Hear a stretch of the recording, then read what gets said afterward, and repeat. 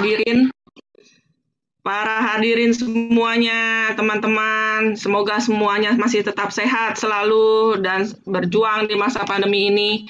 Hari ini di dalam budaya Tionghoa, Milis Budaya Tionghoa itu kita akan melakukan seminar mengenai Hari Raya Tiongchupiat. Ya, jadi budaya Tionghoa sendiri pada awalnya adalah berada di Milis, di Yahoo Group, terus kemudian secara bertahap dengan berubahnya zaman, berubahnya teknologi, kemudian kami pindah ke Facebook Group dan sekarang punya website dan kami meluaskan sayap dengan memiliki akun-akun sosmed seperti IG, kemudian channel Telegram, Twitter, dan untuk output kami masih tetap menggunakan Facebook Group sebagai yang utama dan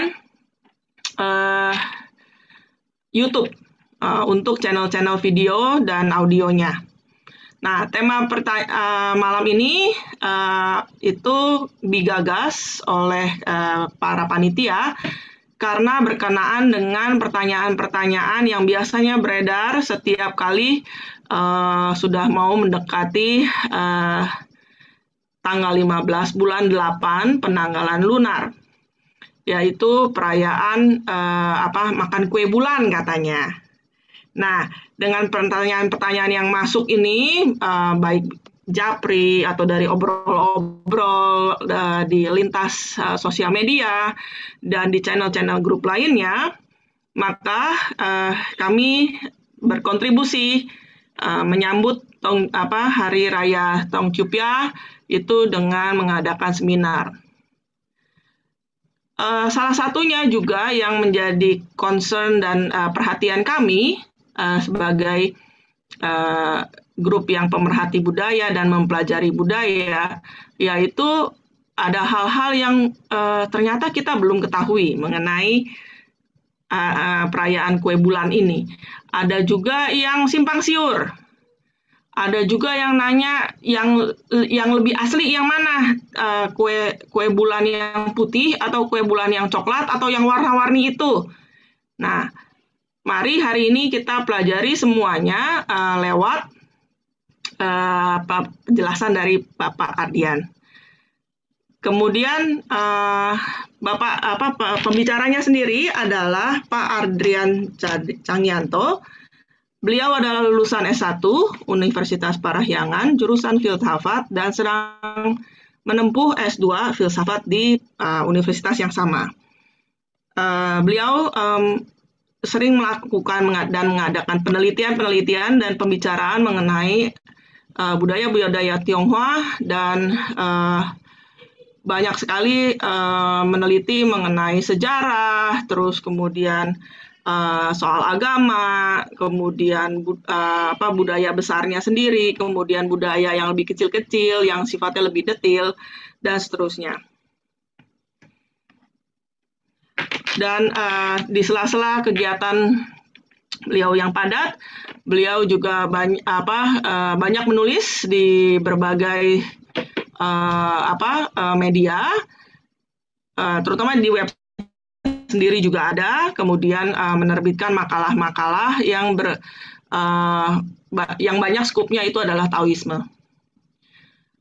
Untuk mempersingkat waktu, mari saya persilahkan Bapak Ardian Cangyanto untuk membicarakan mengenai kue bulan dan Hari Raya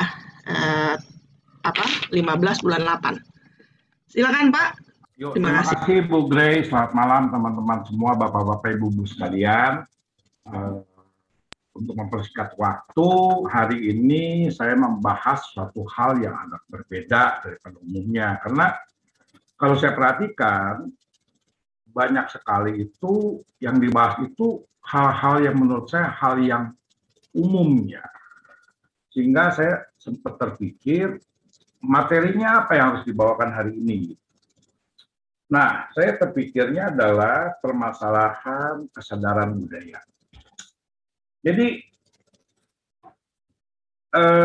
semua perkembangan budaya itu harus membangun kesadaran seseorang. Jadi, pernak-pernik, budaya apapun itu pastinya memiliki makna. Dan maknanya itu harus memajukan seseorang. Bukannya malah membuat setback atau mundur gitu. Jadi dalam hari ini saya tidak akan bahas yang pada umumnya sering dibahas sama orang-orang seperti Dewi Bulan bernama Chang'e, terus mungkin namanya Ukang, segala macam saya tidak akan bahas. Karena itu Anda bisa baca, udah banyak sekali yang bahas. Nah, hari ini yang saya mau bahas adalah permasalahan gender. Permasalahan gender ini menjadi permasalahan besar bagi banyak peradaban dan banyak kebudayaan sehingga melahirkan gerakan-gerakan seperti feminisme, women's lib, ya. Donna Haraway salah satunya tokohnya yang mengkritik permasalahan gender. Dan sampai detik ini permasalahan gender ini masih tetap berjalan, nggak bisa dihilangkan. Budaya Tionghoa juga memiliki permasalahan besar dengan permasalahan gender seperti ini. Kita harus tahu bahwa budaya Tionghoa itu berkembang dari mulai budaya matriarkal atau maternalistik, kemudian berkembang menjadi budaya patriarkal atau budaya paternalistik. Nah, di situ kita sering lihat kalau di film-film, dimanapun, semua seolah ya memang pada kenyataannya itu kaum perempuan mendapatkan tekanan. Tekanan-tekanan seperti itu tentunya membuat kaum perempuan tidak merasa nyaman, ya. Tapi akhirnya menjadi terbiasa. Jadi permasalahan itu kita harus lihat juga bahwa bentuk kebudayaan yang ideal, yang baik itu harus bisa membangun kesadaran Anda. Nah, apa yang ditawarkan dalam proses tradisi sembahyang kue bulan itu adalah tradisi yang amat panjang. Sampai menjadi sesuatu yang saya katakan membangun ruang bagi kaum perempuan di tengah budaya patriarkal. Jadi saya introduction dulu kenapa saya ambil judul seperti ini. Kita lihat ya bahwa tradisi-tradisi orang Tionghoa itu mayoritas menekankan budaya patriarkal. Tapi ada satu, di tengah berbagai macam tradisi yang mereka lakukan, terselip ada satu tradisi ataupun yang sebenarnya memberikan ruang bagi kaum perempuan. Tidak hanya Yongkyo saja sebenarnya. Kita bisa lihat di Chinese Valentine Day ataupun Qixi tanggal 7 bulan 7 memberikan ruang, tanggal 5 bulan 5 memberikan ruang. Nah, setelah saya amati ternyata itu semua festival yang bersifat penuh tanggal ganda itu ada ruang untuk kaum perempuan. Nah, ini menarik ya. Sehingga yang saya bawakan ini mungkin lebih ke arah pembangunan ritual yang dilakukan. Walaupun nggak akan meninggalkan awal asal muasal sejarahnya. Ya, jadi ini khusus dibangun, tema ini khusus untuk melihat ruang yang dibangun dalam budaya Tionghoa di tengah budaya patriarkal, dan juga semoga dengan penjelasan ini kita bisa membangun kesadaran kita jauh lebih tinggi lagi daripada sekedar cuma makan kue bulan saja. Oke ya, terima kasih Bu Grace semuanya. Ini slide ini sebenarnya 60 lebih, tapi saya akan persingkat karena waktu juga. Ya.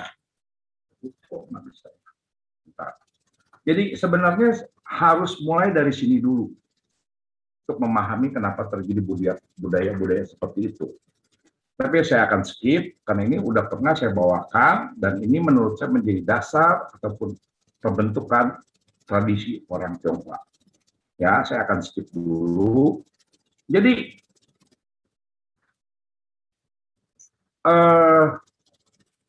budaya Tionghoa itu tidak akan lepas dari worldview atau yang mau pakai istilah epistemologi atau apapun, tapi istilahnya worldview ataupun pandangan dunia mengenai apa yang ada di alam semesta ini.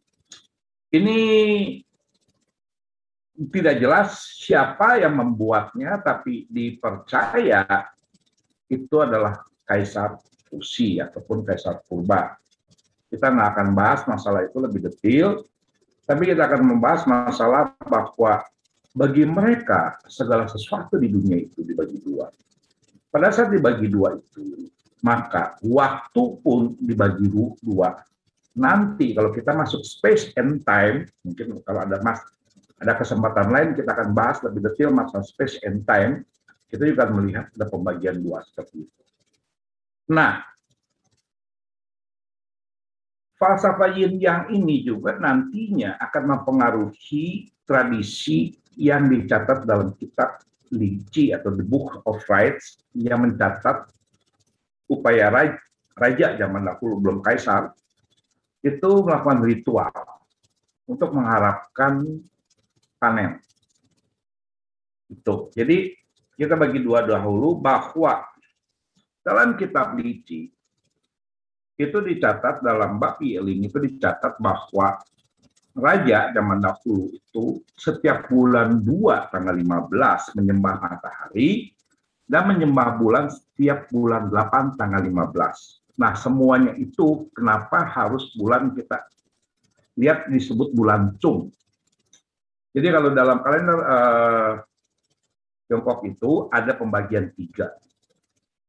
Setiap musim dibagi 3. Jadi musim semi awal, musim semi tengah, musim semi akhir. Nah, semuanya itu dilakukan pada saat musim puncaknya. Karena itu bulan 2, bukan bulan 1. Jadi Cap Gome itu, ataupun kita sebut festival tentara, itu nggak ada kaitannya dengan filsafat yin yang ini. Tapi kalau bulan 2 dan bulan 8, itu terkait dengan yin yang dan terkait dengan reproduksi. Jadi bulan 2 itu adalah puncak positif, bulan 8 itu adalah puncak negatif. Dan negatif dan positif kalau bersatu itu akan melahirkan yang kita sebut reproduksi. Sehingga dipilih bulan ini. Jadi mereka semua tidak sekedar memilih berdasarkan feeling saja, tapi harus menganut pemikiran filosofisnya. Nah, ritual zaman dahulu itu dalam kitab Lingqi bab Yieling itu kalau bulan 2 musim semi atau bulan puncak positif, itu mereka menyembah matahari. Ingat, matahari itu adalah lambang positif, lambang yang. Ya. Dan disitulah mereka akan menanam. Saat mereka menanam, berarti mereka akan mengharapkan hasil. Hasil itu dari mana? Yin atau perempuan. Itu bulan 8. Dan harus bulan 8 itu puncaknya musim gugur. Dan yang mereka sembah itu adalah rembulan. Rembulan itu melambangkan negatif, ataupun melambangkan yin, atau melambangkan melahirkan. Ya, jadi ritual yang dibangun itu tidak akan lepas dari unsur filosofis yang mereka bangun. Yang pertama. Tapi mereka juga ada sembahyang kepada Dewa Bumi. Zaman dahulu, Dewa Bumi itu bukannya Hutikung ataupun Tua Pekong ataupun Hokte Kengsen yang seperti kita kenal sekarang. Mereka itu kadang-kadang sebutnya Houtu. Houtu itu artinya Bunda Bumi atau Ratu Bumi. Dalam banyak kebudayaan itu mereka menyebut bumi itu Bunda. Jadi nggak aneh gitu. Kenapa? Mereka juga sembahyang ke bumi waktu itu. Ya, nah satu hal yang sering kali terjadi itu adalah kalau kita membongkar kitab San Hai Ching itu Dewi bulan yang kita kenal sekarang namanya Chang'e itu dulu bukannya Chang'e tapi Sihe. Walaupun ada yang mengkaitkan bahwa Sihe itu adalah nama lain Chang'e, tapi bukan. Chang'e menjadi Dewi bulan itu karena San Hai Ching ataupun kitab yang lahir 300-an tahun sebelum Masehi. Itu saya nggak akan bahas ke situ karena ini dulu dari konteks ya, tapi kita bisa lihat bahwa pemikiran mereka itu bicara mengenai unsur bumi atau unsur perempuan atau unsur negatif. Itu. Nah, jejak-jejak budaya matriarkal itu terasa di situ. Bukannya lenyap begitu saja, tapi budaya-budayanya terasa. Ya, ini. Nah, ini yang tadi saya katakan, contoh pengertian pembagian bulan. Itu Meng, Chung, dan Chi. Semuanya itu dilakukan pada saat Chung, makanya disebut Chung Chiu. Tiong Chiu. Karena bulan kedua, musim gugur. Sama, dilakukan bulan 2. Itu makanya Chung Chun, sebenarnya waktu itu mereka melakukan sembahyang kepada Dewa Matahari, itu disebut Chung Chun. Dan tradisi itu melenyap seiring dengan kekaisaran, melenyap. Tapi tradisi sembahyang bulan itu bertahan di rakyat jelata karena banyaknya cerita, banyaknya tradisi yang dimasukkan ke dalam festival kue bulan ini.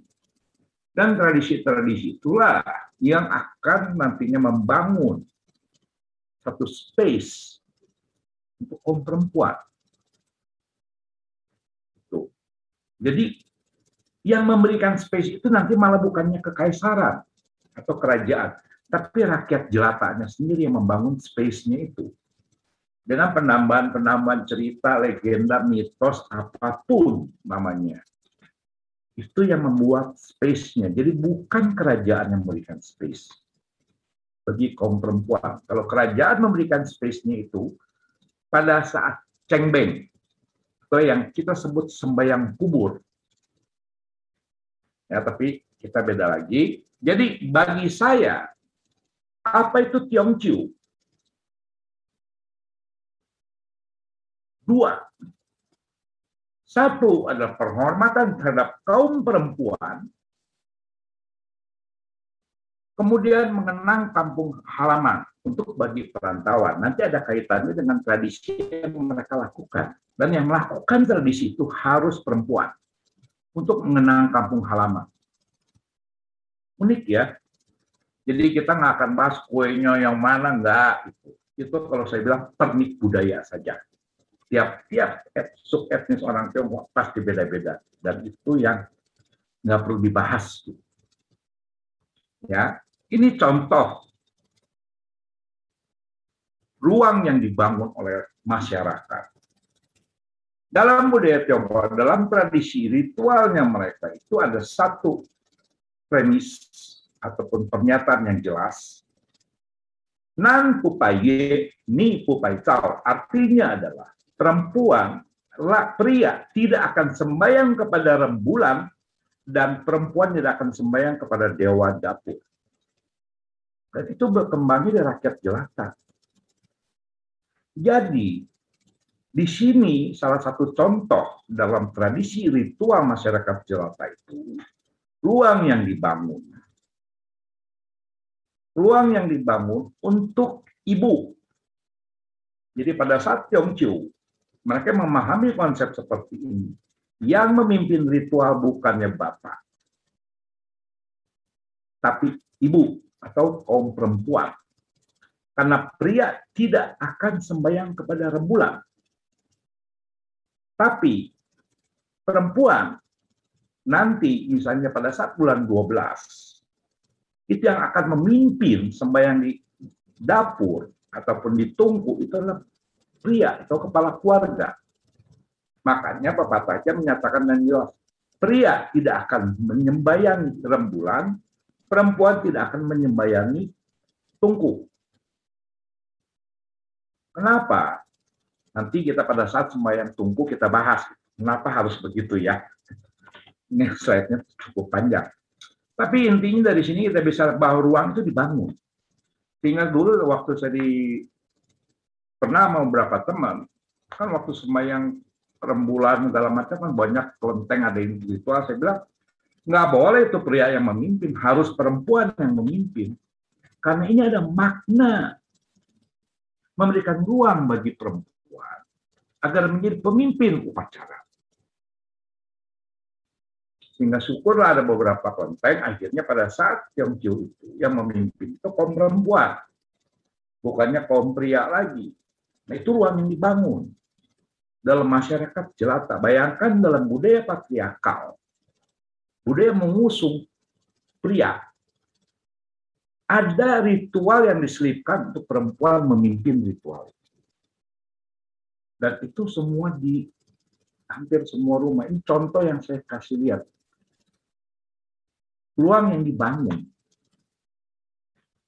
Jadi ruang itu memang ada, dan itu enggak serta-merta terjadi pada zaman dulu sekali, enggak. Melalui proses dahulu panjang, ribuan tahun kemudian. Jadi kalau kita bicara kitab Liki itu sudah dilaksanakan kurang lebih tahun 1000-an sebelum Masehi, tradisi seperti itu, ataupun 1500 sebelum Masehi. Ini terjadi kurang lebih tahun 1000-an Masehi.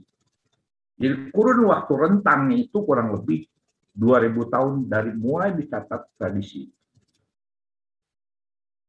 Enggak serta-merta dari zaman purba gitu, ataupun zaman raja-raja berkuasa. Enggak. Ya, oke ya. Nah, secara umum orang-orang menyatakan Tiongqiu itu adalah perayaan musim gugur menyambut hasil panen, ucapan syukur panen yang melimpah. Itu wajar.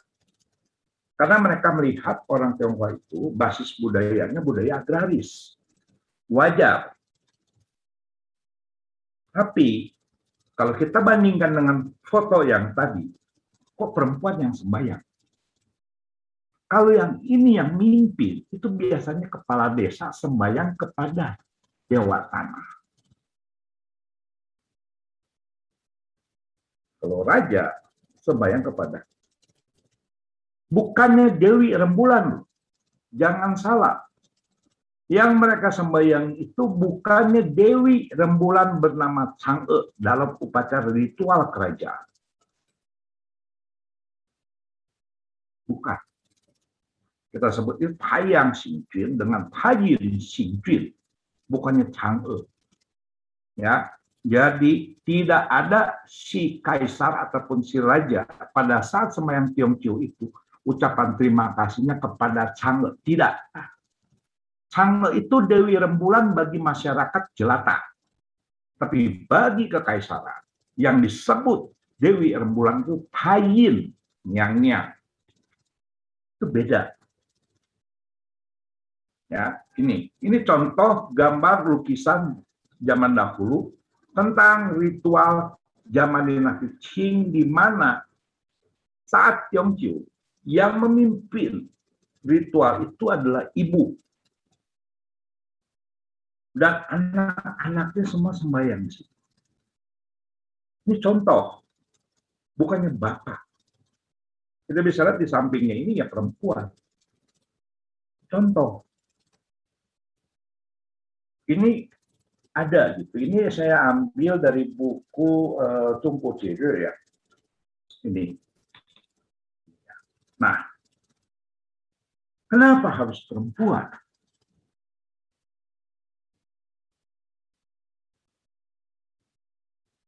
Dan kenapa nanti tradisi membagi kue bulan itu harus dilakukan oleh perempuan?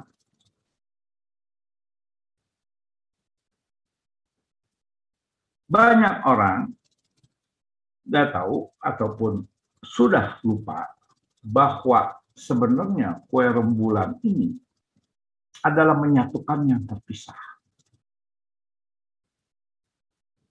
Jadi gini, misalnya ya, misalnya Ibu Grey ini dia merantau misalnya ke Amerika, gitu ya kan. Terus mamanya itu tuh nanti pas Tiongqiu itu dia akan sembahyang di rumah. Dan anak-anaknya diharapkan datang. Kalau nggak bisa datang, itu potongannya dikirim. Jadi kue Tiongqiu Pia itu sebenarnya dipotong, dibagi berdasarkan jumlah anak. Yang memotongnya si ibu. Jadi kue yang bulat, ini kan utuh, ya kan? Kemudian dipotong-potong. Kenapa? Karena kita terbelah. Keluarga ini kita terbelah loh. Terpecah loh. Apalagi zaman sekarang, dunia modern ini keluarga atom yang berkembang. terpecah, ada yang merantau, ada yang mana, ada yang kemana, ada yang kemana. Karena itu yang dari bulat itu dibelah. Dan yang membelah itu ibu. Tempat kita lahir dari rahimnya. Jadi dia yang mempersatukan. Jadi setelah dibelah, itu dibagi kepada anak-anak. Yang merantau sekalipun, itu akan dikirim. Agar ingat bahwa kita itu ada satu bagian yang utuh dan harmonis. Keutuhan itulah yang kita sebut kesempurnaan. Jadi yang terpecah-pecah itu harus disatukan kembali. Nah itulah salah satu fungsi dari kue bulan sebenarnya. Jadi kalau dikaitkan dengan nanti Cuyencang itu beda sekali. Beda sekali. Karena tradisi bagi kue bulan itu sudah ada zaman sebelum Cuyencang. Sudah ada. Itu. Ya. Dan kemudian apa lagi? Mereka semua itu menggantung lentera. Dan ini di daerah Hangzhou, itu mereka itu akan sembahyang dengan menaruh jeruk bali atau yuts. Kita bisa lihat ini jeruk balinya. Jadi jeruk bali itu di Tiongkok pun banyak. Ya. Nah, kenapa harus tak ada jeruk bali? Karena kata homofonnya yo melindungi. Jadi ini tetap bicara masalah reproduksi lagi. Hasil-hasilnya. Ya. Jadi kita bisa lihat. Yang tadi saya katakan, pada saat satu kelompok masyarakat ditekan, jika tidak diberikan ruang, maka masyarakat pecah, akan patah. Jadi menurut saya, ini menurut saya ya, Anda boleh setuju, boleh enggak. Perayaan Tiongqiu itu suatu cara mengembalikan keseimbangan alam. Di mana pria tidak memimpin upacara itu. Ya, nah, kalau kita bisa lihat itu di situ. Nah, di sini nanti kaitannya juga dengan legenda Chang'e terkait dengan kesuburan, terkait dengan panen. Itu legenda Chang'e. Kaitannya nanti. Jadi bukannya sekedar Chang'e itu punya suami kejam bernama Hou-i, kemudian mencuri obat abadi dari si Wangmu, kemudian terbang ke bulan. Bukan itu. Bukan itu. Enggak sekedar begitu aja. Kita akan bisa lihat dalam bentuk mitosnya nanti itu secara utuh. Mitos Chang'e-nya itu kita lihat secara utuh. Enggak bisa secara parsial. Banyak orang itu cuma membahas Chang'e terbang ke bulan, kemudian menjadi dewi bulan, dan kita merayakan Chang'e. Enggak seperti itu. Ya, itu. Nah, inilah kalau kita melihat legenda Chang'e secara utuh dan bulan secara utuh.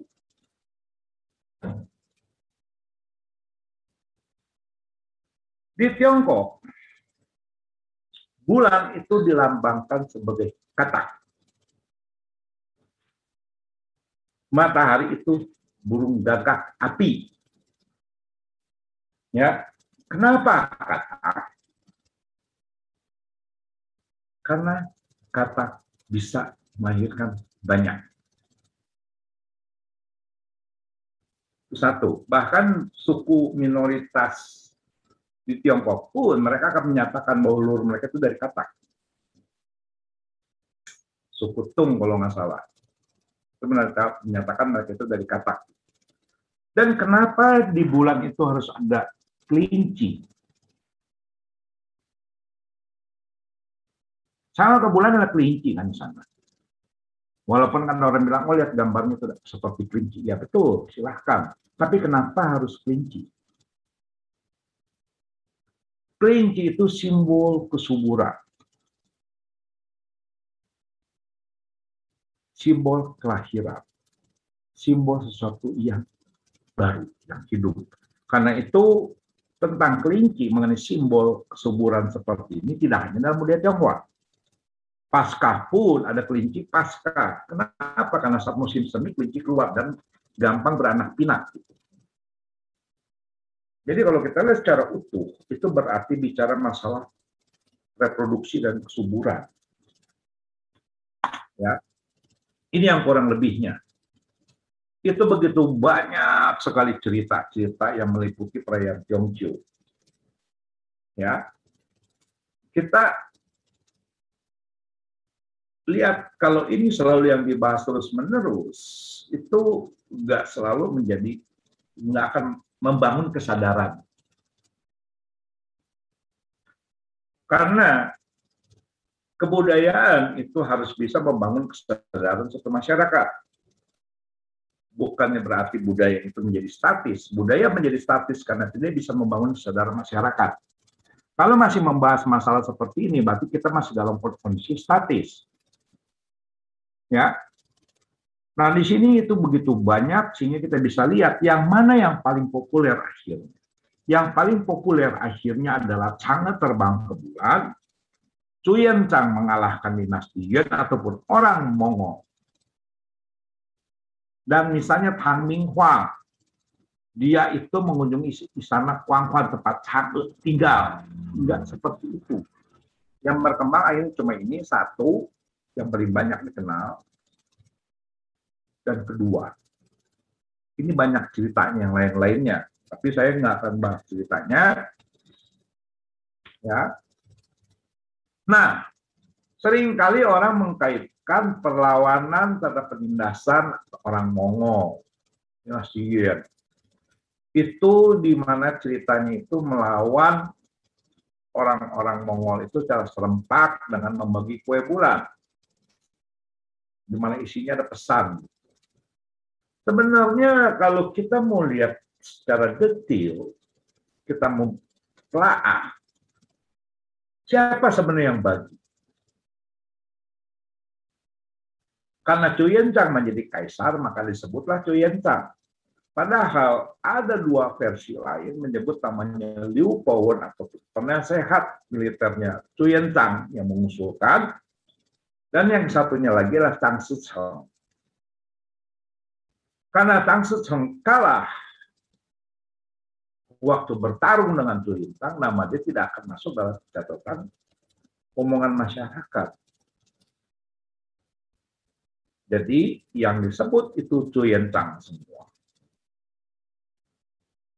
Nah, sebenarnya pada masa itu juga kue bulan sudah saling dibagi. Penggagasnya itu bukan Cuyen-Chang. Memanfaatkan tradisi itu, ya. Jadi, yang cerita mengenai tradisi itu berasal dari Kaisar dinasti Ming yang pertama, itu lebih ke arah pembekuan sejarah terjadinya pemberontakan dengan mendompleng satu bentuk tradisi yang sudah ada.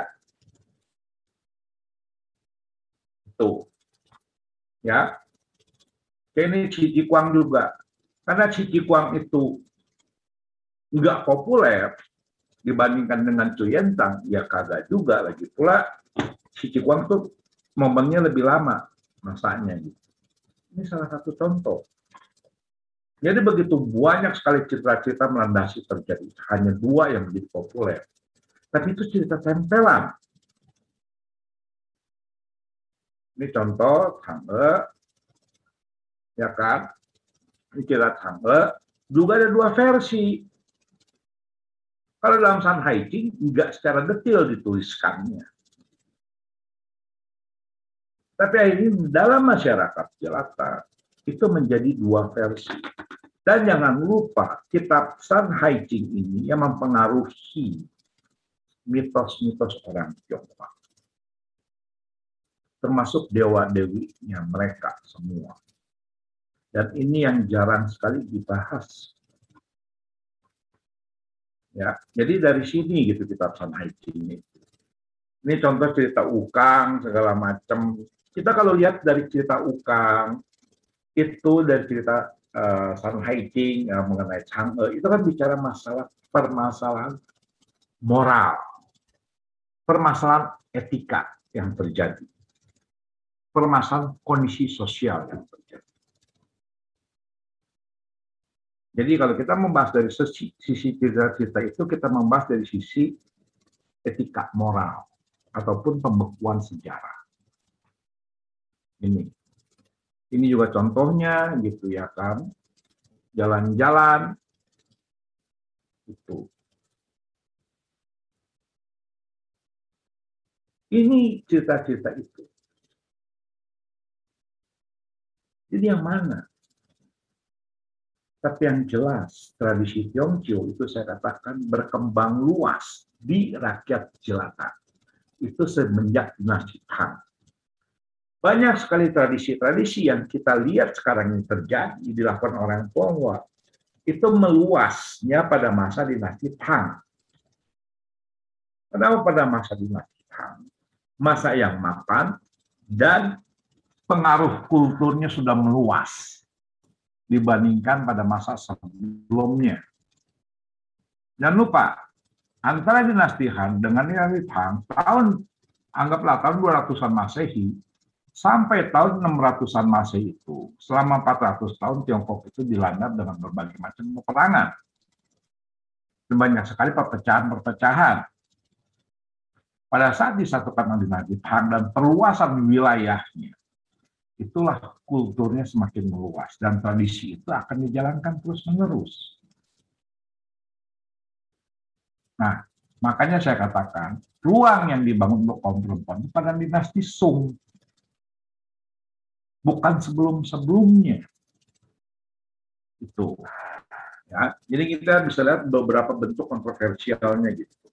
Ini juga contoh seperti ini dikaitkan gitu dengan sama yang Tiongkok semua. Kita lihat ini cerita-cerita moralitas. Legenda-legenda moralitas. Ya. Nah, inilah yang saya bilang menarik. Kenapa menarik? Karena ini tidak boleh bilang hampir tidak pernah dibahas dikaitkan dengan Tiongkok. Tiongkok itu selalu dikaitkan dengan kecantikan seorang perempuan. Jadi kalau kita belajar sejarah Tiongkok, pasti tahu ada 4 perempuan cantik dalam sejarah Tiongkok. Ada yang disebut Yao Chan, Xi Si, ya. Tapi dalam sejarah Tiongkok pun ada 4 perempuan buruk rupa.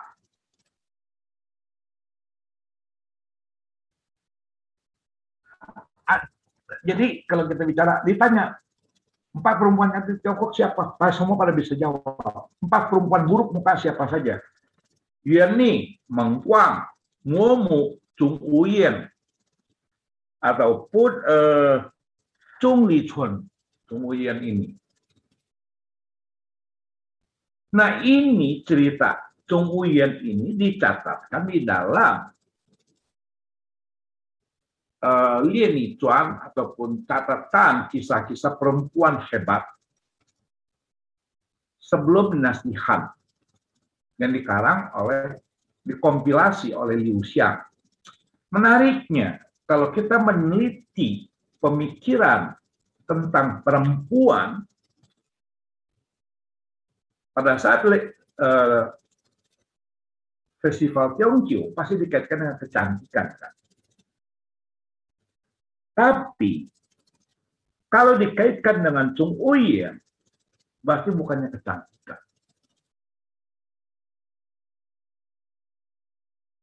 Tapi bicara buruk rupa. Dan ini perempuan konon eksis dalam sejarah dan dia adalah istrinya dari Qi Xianwang ataupun Raja Qi. Ini perempuan yang eksis dan dia itu seorang politikus yang luar biasa, tapi dia buruk rupa sehingga kalau zaman dahulu itu dia itu dikatakan sampai umur 40 pun, zaman dulu kalau umur 40 udah gawat luar biasa, nggak ada yang mau menikahi. buruk rupa. Dalam cerita kue bulan ini ada yang menarik dari Chongguyan. Makanya saya lebih suka membahas Chongguyan daripada Chang'e. Kenapa? Karena dikatakan gini, banyak orang itu kan sembayang waktu bulan Tiongqiu itu agar supaya cantik seperti Chang'e kan. Banyak sekali. Kalau ini legendanya gitu, sembayang pada Dewi Bulan segala, itu legendanya yang ditempel belakangan. Dalam Lien Nichuan tidak dibahas seperti ini. Lien Nichuan hanya membahas dia itu begini, dia menjadi istri ini dan menjadi penasihat atau perdana menteri lah. Penasihatnya si Shen Wang itu. Dalam Lien Nichuan. Ini adalah dalam cerita rakyat. Ya. Nah,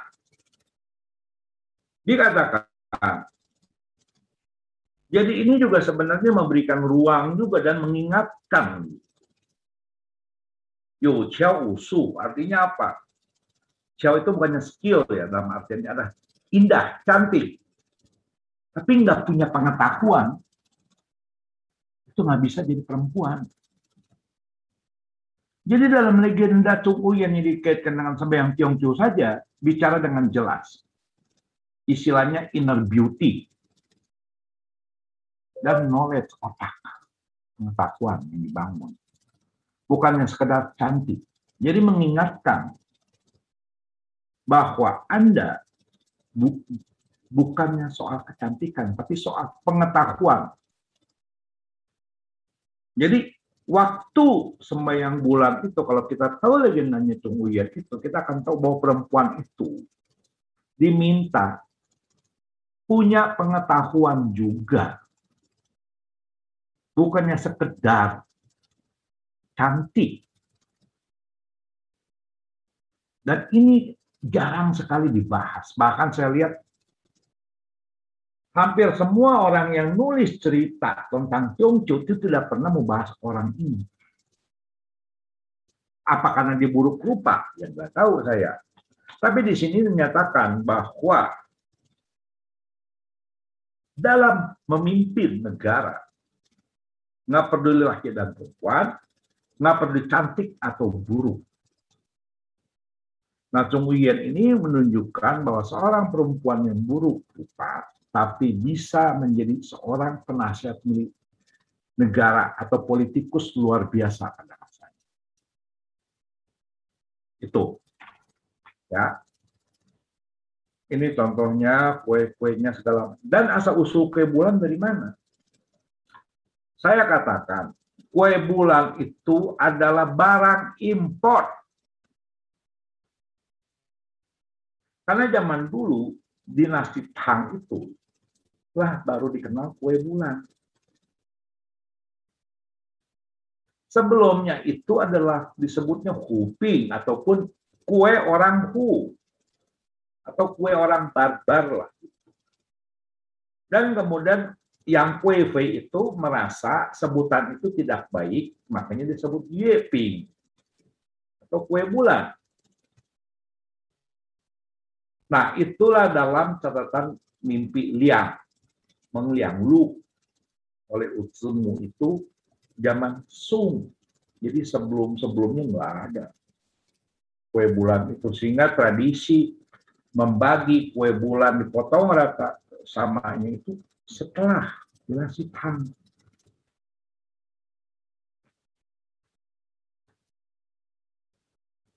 Ini contoh tuolye kelinci yang ada di bulan. Ya, tapi ini kalau ke Beijing ini banyak yang jual untuk anak-anak. Nah, disinilah yang saya katakan bahwa sembahyang kepada Dewa Bulan itu bukan sembahyang kepada Chang'e, tapi Taiyin Xinjun atau Ye Wang Pusa.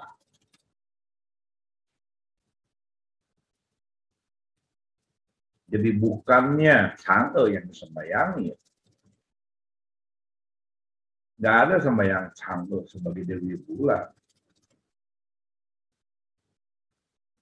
Jadi kalau Taiyan Xingqun itu dulu zaman dahulu kerajaan Taiyan. Taoisme akhirnya menyebut Taiyan juga, dan Ye Kuang itu adalah dari Buddhisme. Di sini kita bisa lihat bahwa Buddhisme juga akhirnya mau nggak mau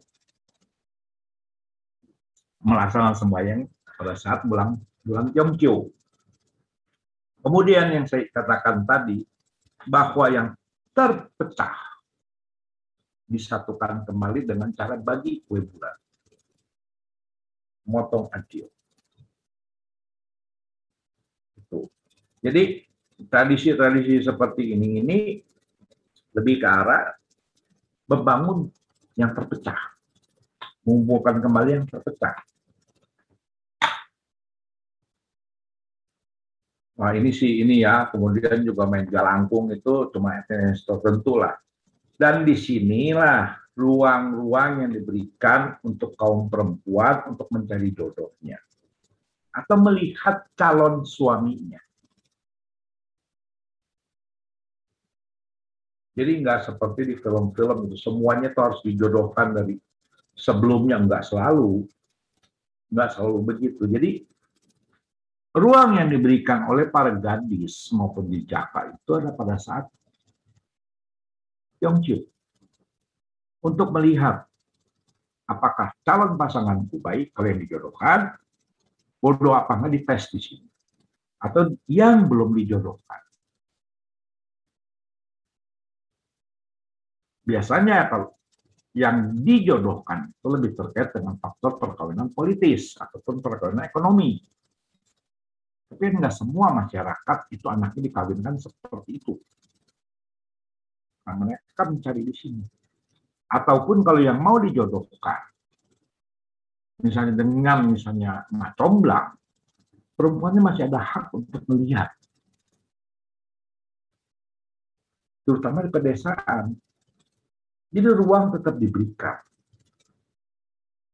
Untuk kaum perempuan, untuk para gadis juga ruang tetap diberikan.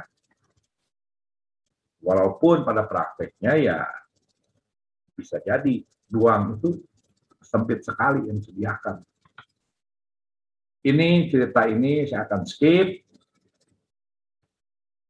Ini contoh jalangkung. Ini juga sama. Ya, tradisinya seperti ini semua yang diadakan gitu. Jadi kita bisa lihat gitu bahwa mereka semua itu tidak yang sembahyang Chang'e. Chang'e itu bukannya dewi yang dipuja sebagai Dewi Bulan. Dewi Bulan itu bukannya, jadi artinya bukannya Chang'e. Oke, saya rasa sampai di sini kira-kira cukup. Ada pertanyaan, silahkan. Oke, terima kasih Pak Adrian atas penjelasannya. Benar-benar menarik sekali karena ternyata banyak dari kita yang salah sangka ya atau kurang, masih cetek nih pengetahuan kita. Dan diberikan pencerahan bahwa hari raya perayaan puncak musim gugur itu ternyata memiliki sejarah yang panjang. Terus kemudian ada pernik-pernik yang dalam maknanya. Dan ceritanya juga banyak yang kita belum paham. Kalau yang kita tahu cuma si Chang'e doang, ternyata masih banyak yang lainnya. Nah, saya akan mulai sesi pertanyaan ini dengan pertanyaan pertama dari Ibu Juli. Kalau dibagi jumlah anak itu kue bulan ya, apakah papa dan mamanya termasuk atau malah jadi nggak kebagian? Apalagi kalau anaknya banyak nih. Cuma anak yang dikasih kan. Oh jadi papa ayah ibunya nggak dapat kalau masih ada ini ada orang tua lagi? Enggak. Maksudnya gimana, pertanyaan kurang jelas? Enggak, kalau dibaginya cuma jumlah anak, papa itu tidak termasuk. Jumlah anak. Jadi jumlah anak aja ya. Berarti papa mamanya untuk yang simbolnya itu nggak kebagian ya? Enggak, itu beda lagi, itu utuh. Oke, nah itu untuk pertanyaan pertama. Terus kemudian untuk pertanyaan keduanya lagi masih dari Ibu Juli Yaitu ada yang bilang Chongqiu itu adalah waktunya untuk mengirim Tongciupya dan memberikan Xie kepada guru. Itu betul nggak ya? Gini ya, CFI-nya itu ada beberapa festival itu kita kasih kepada guru, nggak cuma Tiongqiu. Seingat saya Tongci itu kita kasih tahu kepada guru juga dan CFI juga. Gitu. Jadi nggak cuma Tiongqiu. Oh, jadi 2 kali ya dalam setahun. 3 kali sama Imlek mungkin? Imlek juga kasih. Iya. Jadi at least CV-nya 3 kali dalam setahun ya. Oke. Nah, kira-kira masih ada pertanyaan lagi? Kalau enggak nanti moderatornya yang nanya. Hari ini cukup banyak pemirsa kita dari berbagai kalangan. Saya sangat senang karena kita bisa sama-sama belajar. Nah, Pak Ardian, pertanyaan kedua tadi, udah pertanyaan kedua tuh uang sekolah ya. Jadi zaman dulu dianggap Bapak sudah lulus juga tetap jadi guru itu dianggap Bapak. Jadi kalaupun sudah lulus tetap kita memberikan bukan uang sekolah sih, tapi memang persembahan atau buah tangan, oleh-oleh kepada kepada guru kita, CFA. Mungkin kata guru itu sebagai dua dulu ya. Guru atau suhu? Nah. Suhu atau xiansong. Jadi gimana kalau menurut Pak Ardian? Xiansong itu artinya juga guru. Sensei lah kalau bahasa Jepangnya ya. Tapi pengertiannya itu adalah mereka yang mengajarkan nulis segala macam tanpa ada ikatan. Misalnya di Tiongkok zaman dulu itu banyak sarjana yang nggak lulus ujian negara, dalam artian itu mereka akan membangun sekolah, mengajarkan baca tulis, berhitung segala macam. Nah, itu kita sebut xiansong. Kalau suku itu lebih ke arah kita menjadi membahas skill. Misalnya kita berguru itu untuk menjadi tukang. Tukang dalam artian misalnya empuk pembuat pedang. Itu suku. Dan itu ikatannya memang guru dan biasanya itu kita ikuti dia terus menerus. Lebih awet ya, lebih jangka panjang. Ya karena kan itu juga sama ya seperti di Eropa juga ya. Semuanya itu tukang kan memiliki murid. Dan muridnya ikut bareng sama si gurunya kan. Jadi nggak cuma sekedar teori tapi praktek juga. Gitu. Jadi antara teacher sama master ya. Nah itu bedanya teacher dan master lah. Jadi ada dua gitu. Jadi ada teacher kita sebut xiansong, ada master kita sebut. Terus kalau kemudian CFA ini ditujukan pada yang xiansong atau pada yang master? Gini. Dua-duanya. Ya itu kalau biasanya kalau yang kita pada master itu nggak ada harga, nggak ada nilai, jadi nggak ditentuin berapa. Gitu. Kalau Mas xiansong itu ada penentuan nilai lah, nggak beda kayak kita sekolah lah ya. Ada uang sekolah, SPP segala macam. Tapi kalau kita sama master, itu kan kitanya itu kan kasih angpau sukarela dan kita mengabdi ikut sama dia sampai dirasa layak. Kamu boleh turun gunung atau kamu boleh buka usaha yang lain, usaha yang sama. Gitu. Makanya seringkali ada pepatah gini, kiao hao tuti susufu. Jadi karena mereka itu bicaranya tukang ya. Nah, kalau tukangnya itu mengajarkan muridnya sampai pandai, kemudian muridnya buka di sebelah, itu guru mati kelaparan. Dalam artinya master, bisa pandai besi lah, gampangnya. Nah, itu kita sebut sufu. Jadi nggak harus selalu dalam silat. Guru yang ngajarin silat itu sufu, gitu. Nggak harus selalu seperti itu, karena dia sudah menjadi seperti bapaknya, hidup sehari-hari. Sedangkan kalau, jadi gampangnya ada tuti, ada xiansong gitu, ada student, ada protegi. Bahasa Inggris juga kan khusus kan istilahnya kan. Betul. Jadi ini harus dibedain dulu gitu. Karena zaman dulu pun banyak anak-anak itu ya bukannya berburu dalam artian menuntut skill, gitu ya. Nah, kemudian dari Ibu Juli juga bercerita bahwa ada lagi cerita Tiongkyu itu waktunya kirim ke pejabat atau gratifikasi.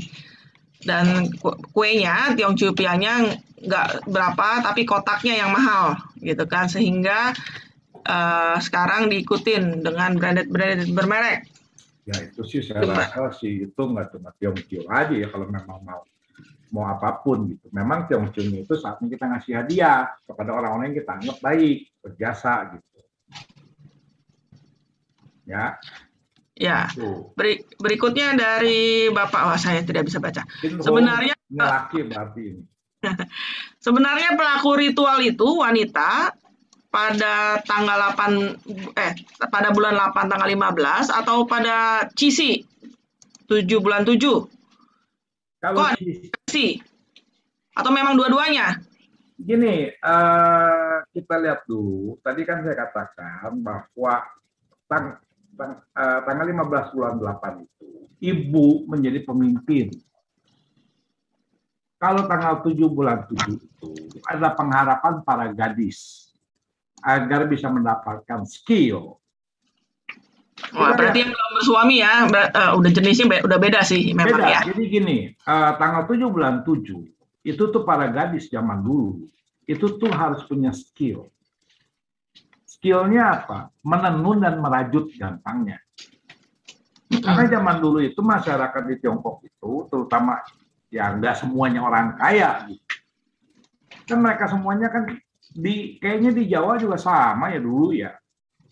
Jadi perempuan itu di rumah kerjanya merajut, menenun, yang prianya ke sawah.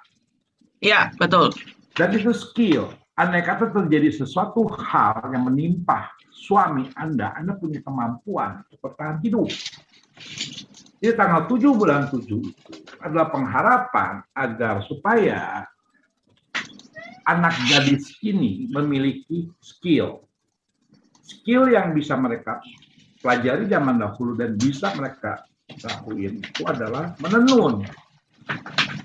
Kalau zaman sekarang kan perempuan kan skillnya udah beragam ya, macam-macam gitu. Tapi kenapa harus menenun sih? Kan itu kain. Iya. Dan itu dijual. Basic banget lah gitu ya. Ya. Kalau bukan buat dijual pun buat diri sendiri. Jadi tanggal 7 bulan 7 itu adalah untuk memohonkan skill gadis. Jadi kalau ibu-ibu udah nggak perlu lah gitu. Kalau ya nggak celebrate Cisi ya. Kalau ibu-ibu celebrate-nya ini Tiongkyu ya. Ya kurang lebihnya seperti itulah. Kemudian kalau belum ada pertanyaan baru lagi nih, giliran saya yang tanya Pak Ardian. Saya pernah baca di satu tempat atau saya pernah diskusi kalau bahkan seingat saya bahwa di puncak perayaan musim gugur ini juga celebration untuk orang-orang tua. Oh bukan. Itu yang pakai arak-arak musim tanggal 9 bulan 9. Oh, itu tanggal 9 bulan 9. Oke, berarti salah tempat saya. Tapi itu anehnya yang saya cukup bingung ya. Di Jawa itu tradisi seperti itu hampir nggak pernah dilakuin. Padahal gunung ada ya? Dari dulu. Dan juga kalau beberapa daerah di Asia Tenggara gitu, diasporanya orang Tiongkok, malah itu perayaan dewa. Di Huangye gitu. Perayaan dewa Huang yang dikaitkan dengan bintang utara lah. Sebenarnya setahu saya itu dulu itu nggak ada perayaan Huangye. Jadi didompleng dengan aktivitas ritual keagamaan Taoisme. Kalau di Pulau Jawa yang melaksanakan ini yang setahu saya itu Tai Chi. Tai Chi. Yang malah ada. Tapi sebenarnya di zaman dulunya di Tiongkok itu 9 bulan 9 itu merupakan perayaan besar atau perayaan kecil, Pak? Besar untuk keluarga ya. Jadi, keluarga ya.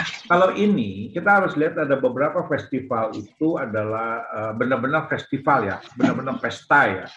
Misalnya Cap Gome itu pesta, terus Tiongkyu itu pesta, ya. Cengbeng juga dulu itu pesta. Sekarang ini cengbeng bukannya pesta. Yang bukannya pesta itu termasuk adalah tanggal 9 bulan 9, karena itu dalam lingkup keluarga. Untuk membangun satu hubungan keluarga itu. Karena itu kan dalam budaya Tionghoa itu, kalau kita lihat semua festivalnya itu membangun hubungan keluarga, tapi ada juga membangun hubungan sosial masyarakat di luar dari keluarga itu kan. Nah, Gome contohnya, Tiongkyu contohnya. Tapi kalau yang di dalam itu yang dikukuhkan itu untuk penguatan di dalam itu salah satunya tanggal 9 bulan 9 disebut Chungyang. Dan itu nanti secara filosofis nanti kalau pas Chungyang kita boleh bahas lah untuk mengetahui pola pikirnya mereka ya. Worldview-nya mereka boleh dibahas kenapa harus ada tanggal-tanggal ini. Karena kan berarti kalau sudah ada Chungyang pun jadi lengkap ya. Ada hari buat anak-anak, ada hari buat gadis-gadis, remaja, terus kemudian pelajar-pelajar pria yang ya kalau dulu ya pasti pria gitu kan. Kebanyakan, terus kemudian ada lagi buat keluarga besar lah gitu kan, terus perempuan, dan sehingga saya memang Chungyang itu juga hari yang cukup besar difokuskannya pada manula ya, pada orang-orang tua.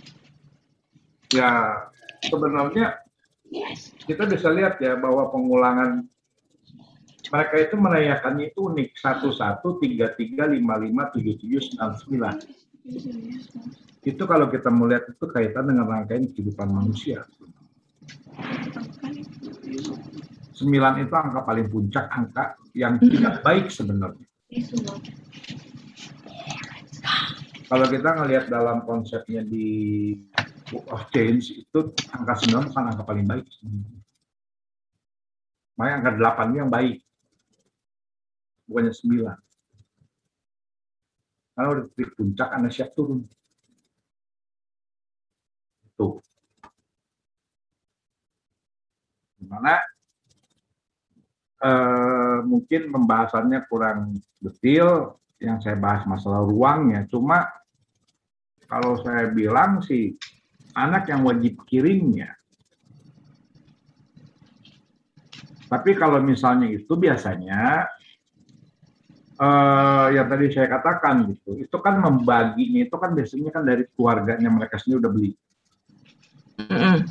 Ya, jadi malah orang tuanya yang membagi, tapi bukannya utuh, potongan. Jadi dikirimin yang sepotong, nah kalau mau tambahin yang utuh-utuh silahkan. Pokoknya ada yang potongan aja gitu ya. Itu potongan itu biasanya begini, yang potongan itu setahu saya, sepanjang yang saya ingat mengenai ini tradisinya itu di meja leluhur dulu. Karena kan mereka kan tidak akan luput dari semua festival itu sembahyang leluhur. Yang dari sembahyang meja leluhur itu yang dibagi. Gitu. Jadi harus satu dibagi, misalnya katakanlah anaknya ada 10 terus bagi 10, bisa aja yang disembayangin itu tiga buletan gitu kan, berarti 3 bagi 10 ya? Enggak, cuma satu. Oh, sama cuma satu. Jadi untuk simbolisasi yang satu pecah berkumpul kembali. Itu. Oke. Kelihatannya tidak ada loh. Oke nih. Ada lagi nih pertanyaan dari Ibu Juli. Jadi kalau Tiongkyu itu harusnya orang tua yang kasih Tongciupia ke anak ya, yang sudah nikah tidak serumah, atau anak yang wajib kirim ke orang tua. Jadi kalau udah menikah itu anak wajib kirim ke orang tua nggak, Ardian? Gini, kita tuh harus lihat dulu ya, konsep kita itu kan anak sudah menikah itu masih satu family ya, satu clan, satu marga ya. Dan itu biasanya kan mulai dari suami istri dulu kan, suami istri yang punya anak. Nah, berarti kan orang tua. Nah, orang tua ini yang memotong, yang membagi, yang tadi saya katakan ditaruh dibuat sembahyang luhur dulu. Karena kita bicara clan dulu. Berarti bisa aja dibagi, kalau misalnya plus cucu gitu bisa dibagi 15. Ya anak aja. Anak aja ya. Dan itu ya kita harus lihat dulu pemikirannya gitu. Jadi kadang-kadang gini ya, masing-masing yang saya katakan itu kan terbalik. Masing-masing dari awal kan saya katakan semuanya itu kan punya tradisi masing-masing. Ini kan masalah pernak-pernik ya. Pernak-pernik ini yang paling sering diperdebatkan kan, yang mana yang benar, mana yang salah. Tapi kalau saya lihat dari permasalahan ini adalah, saya lebih lihat ruang yang dibangun itu adalah ruang untuk ibu, untuk kaum perempuan, terutama ibu. Di mana ibu dari kita yang dilahirkan itu, makanya si ibu yang potong.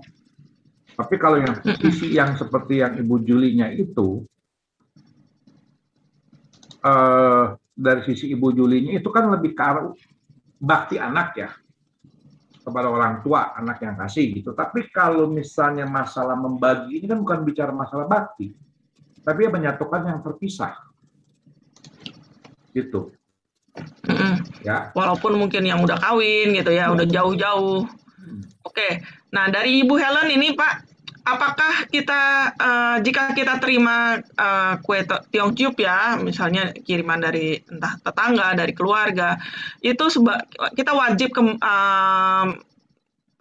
memberikan balasannya nggak sih?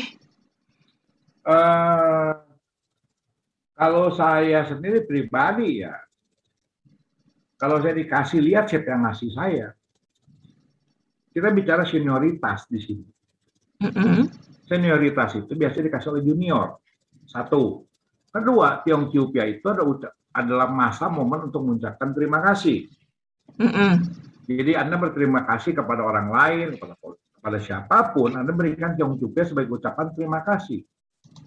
Sama aja kayak Imlek ya? Iya. Ya Imlek sih sebenarnya nggak ada yang bagi kue keranjang ya. Nah, perlu. Itu kebiasaan aja. Iya, tapi kalau Tiongkok itu lebih ke arah ucapan terima kasih. Jadi makanya tadi yang Ibu Juli bilang itu jadi buat gratifikasi. Jadi ada yang ngasih kue Tiongkok ya, satu dus isinya uang semua ada. Gitu. Ada yang begitu juga sih. Jadi bukannya sarana gratifikasi ya. Karena apa ya? Karena setahu saya gini loh. Pengertian orang Timur dengan orang Barat itu mengenai ucapan terima kasih itu caranya beda. Jadi ya mungkin karena ada pemikiran korupsi segala macam detek bengek, maka itu disebutnya tidak baik. Gitu. Sebenarnya kalau kita lihat di masyarakat Timur itu lebih banyak ucapan terima kasih dan makanan loh. Iya, bukan sesuatu yang benar-benar berharga dan diputar jadi duit lagi kan? Ya, tapi kalau misalnya harus dinikmati. Ada oknum-oknum yang masukin di luar dari itu, ya itu bukan urusannya kulturnya ya, gitu. Bukan urusan tradisinya. Mereka memaafkan tradisi itulah untuk misalnya melakukan yang disebut menyogok. Iya, ada intentionnya. Padahal intention murninya ya memang tradisi dan terima kasih, betul. Nah, dari Ibu Dewi Hartati, jadi sebaiknya kalau Tiongkok itu kita sebut sebagai festival atau upacara, Pak? Kalau misalnya dia udah bergerak di ruang publik ya saya sebut festival. Tapi kalau di dalam lingkup keluarga yang berbau ritual ya upacara lah idealnya. Tapi kan permasalahannya kan sekarang ini kan orang Tionghoa ini kan mayoritas sudah jarang sembahyang waktu Tiongkok kan. Gitu. Mereka lupa gitu bahwa makna sembahyang itu menyatukan diri dan terpisah kan. Gitu. Saya sebut karena banyak sekali permainan-permainan game-game yang dilakukan gitu ya kan. Itu adalah ya kita bisa sebut festival gitu. Bahkan kalau yang misalnya main jalangkung pun saya sebut itu festival bukan upacara walaupun ceritanya manggil apapun gitu ceritanya gitu. Jadi karena memang perayaannya fokusnya keluarga memang lebih cocok dan condong lebih cair lah ya disebut dengan festival dibandingkan upacara. Ya. Upacaranya kan di dalam keluarga aja ya, penyembahannya juga kepada leluhur bukan dewa. Ya dewa juga ada sih Iya dewa juga ada. Pasti ikutan. Nah, boleh nggak nih kirim kode Tiongkok ya, kata Ibu Juli, sesudah tanggal 15? Bolehnya sampai kapan? Kalau sampai hari ini sih saya boleh lah dikirim Ibu Dwi. Boleh. Sampai hari ini boleh, jangan lewat bulan 8 aja. Perayaan Jangan sampai bulan 8-nya berakhir ya. Ya kan perayaan tengah bulan kan. Perayaan tengah musim gugur kan, ini kan belum berakhir kan, masih sampai tanggal berapa ini baru berakhir gitu. Cuma memang puncaknya perayaan besar-besarannya itu berkumpulnya keluarga atau berbaurnya masyarakat ya pada saat bulan purnama itu. Iya. Terang itu ya, sampai malam ada spotlightnya. Ya kalau mengirim sih kapan aja ya boleh ya. Karena Tiongchiu Pia itu sebenarnya bukannya Tiongchiu, ya Tiongchiu itu gini ya, kue pia itu sebenarnya kan kapan aja ada. Betul. Kapan aja akan ada kue pia itu. Tapi dia itu menjadi makanan khas yang dikaitkan dengan ritual sebenarnya. Sama kayak bacang, Anda kapanpun bisa beli kok. Tapi waktu saat festival misalnya Pecun ataupun festival Perahu Naga, itu bacang itu yang ditaruh waktu ritual.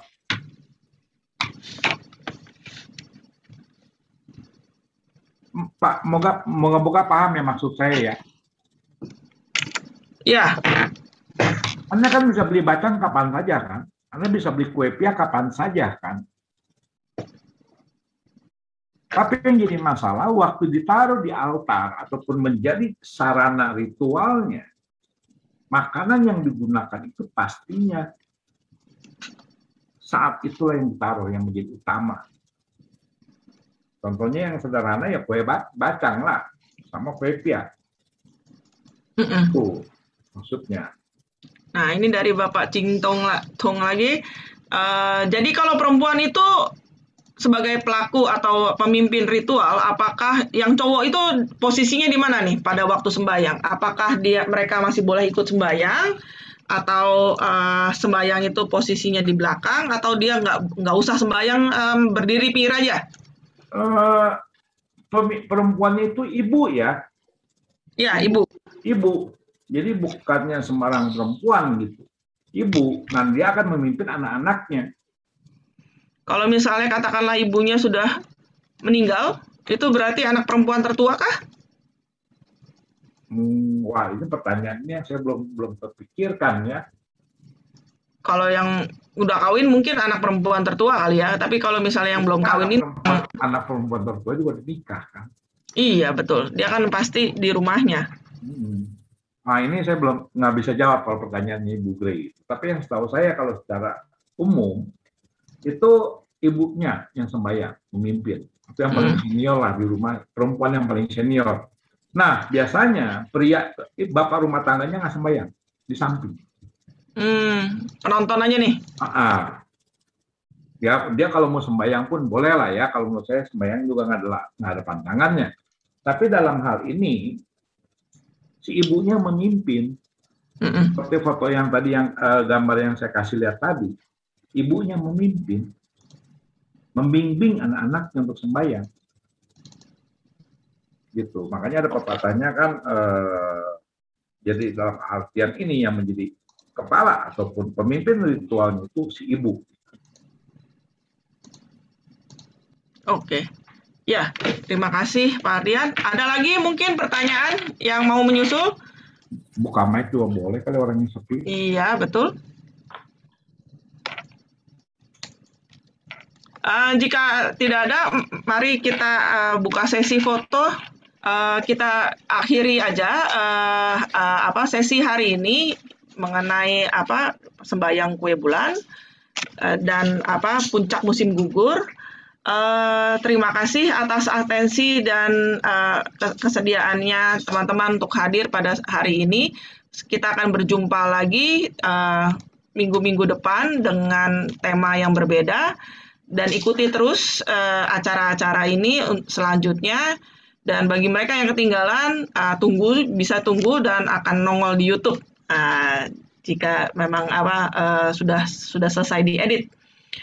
Terima kasih dan sampai jumpa. Terima kasih semuanya. Ya.